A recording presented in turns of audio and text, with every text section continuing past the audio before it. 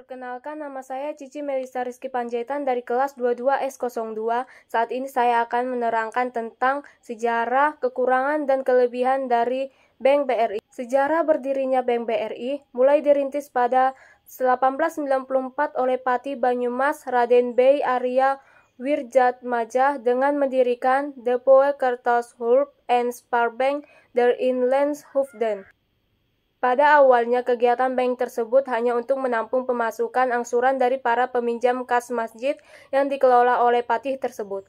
Waktu itu, pendirian lembaga pinjaman ini untuk membantu masyarakat menghindari rentenir dengan meminjamkan dana dengan bunga lebih rendah.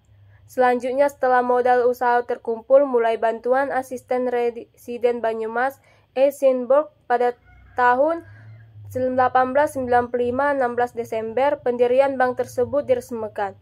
Hingga kini, tanggal tersebut diakui sebagai tanggal dan tahun berdirinya BRI. Pada saat mulai beroperasi secara resmi, bank tersebut berganti nama menjadi Hulp and Spaarbank der Inlandsbestaansverband.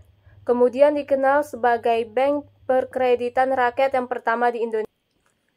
Bank yang menjadi embrio BRI ini melewati suatu sejarah panjang dengan mengalami berkali-kali penggantian nama dengan kronologi sebagai berikut, seperti yang dirangkum dari buku Budaya Korporat dan Keunggulan Korporasi. Pada tahun 1897 bernama Poekertos-Hulp and Spaarladok Credit Bank, yang kemudian di kalangan masyarakat pada waktu itu lebih dikenal sebagai Volksbank atau Bank Rakyat. Pada 1934, bank ini berubah nama lagi menjadi Allgemeine Volkskrediet Bank atau AVB.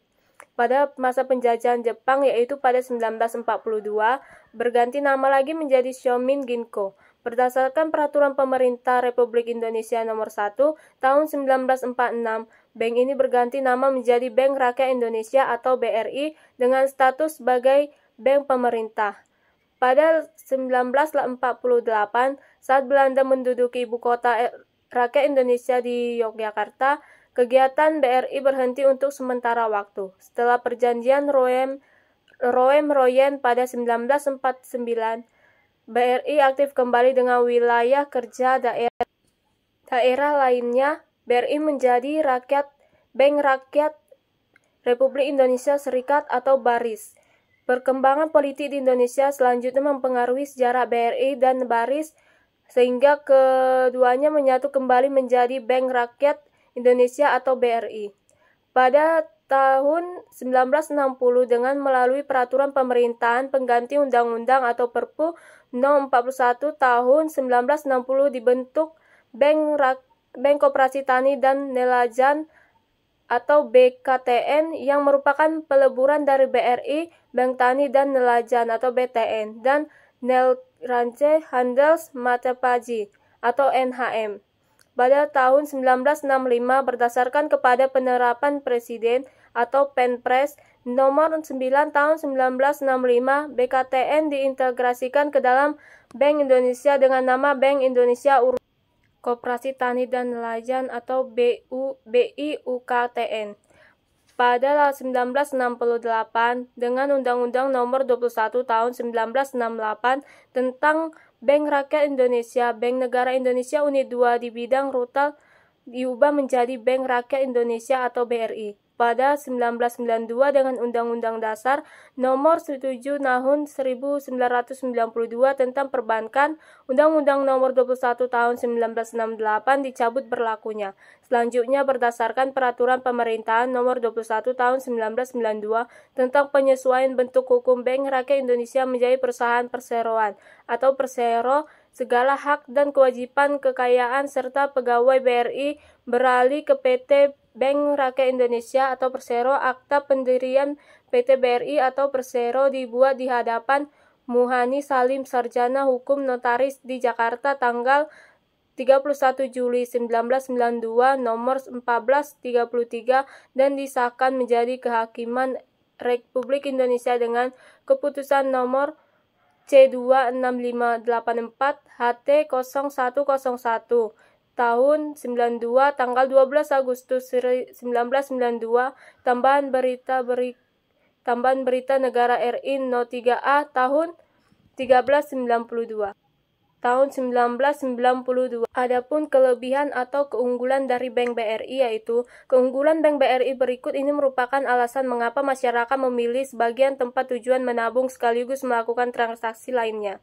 Tersebar di seluruh wilayah Indonesia. Seperti telah diketahui, Bank Rakyat Indonesia memiliki kantor, cabang, dan mesin ATM yang tersebar di seluruh wilayah Indonesia, tidak terbatas di kota atau desa besar saja.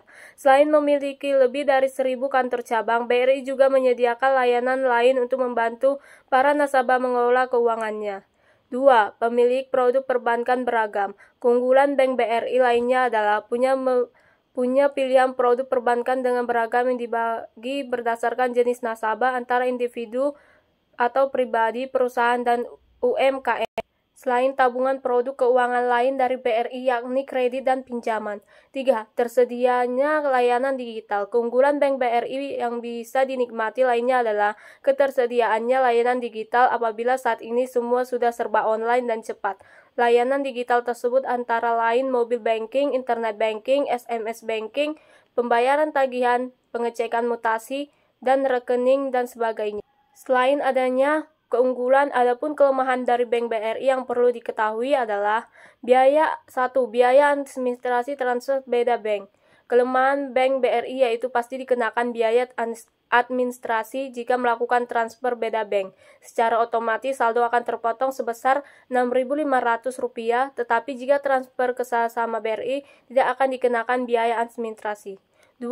Kendalanya pada layanan digital. Kelemahan Bank BRI lainnya adalah kendala pada layanan digital atau online-nya, entah itu masalah server, perbaikan fitur, dan lain-lain, sehingga Anda harus sabar jika sewaktu-waktu tidak bisa mengakses layanan online untuk melakukan transaksi.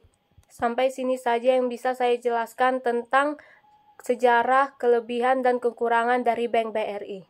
Jika ada salah atau penyebutan kata yang salah, saya mohon maaf dan terima kasih.